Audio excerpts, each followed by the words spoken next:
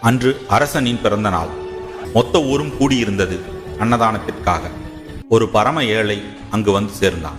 அவனை கண்டவரெல்லாம் ஒதுங்கி நின்றனர், முகம் சுளித்தனர், பெரும் கோபம் கொண்டனர். அந்த ஏழைக்கு ஒன்று மட்டும் புரிந்தது, அவன் அங்கே அலையா விருந்தாளி என்பது. பரிசையை விட்டு நகர்ந்து நின்றான். எல்லோரும் வாங்கட்டும், கடைசியில் நமக்கும் ஏதாவது மிஞ்சும் என நம்பினான். மொத்த ஊரும் பசியாறிய பின் பருக்கை கூட எஞ்சியில்லை. ஏமாற்றம் பழகி போனதே. ஆனாலும் பசியை சுமக்கும் வயிறை விட இதயம் அதிகமாக கனத்தது. தூரத்தில் மணி ஓசை கேட்டது. திக்கற்றவருக்கு தெய்வமே துணை என்று யாரோ சொன்னது நினைவுக்கு வந்தது. கோபுரம் நோக்கி நடந்தான். அட கடவுளே, உன்னை இந்த உலகம் இப்படியும் நம்புகிறதே. நான் கேட்டது அறுசுவை உணவல்ல, தங்கத்தட்டல்ல, ராஜ உபச்சாரம் அல்ல, வெறும் ஒரு வாய் உணவு.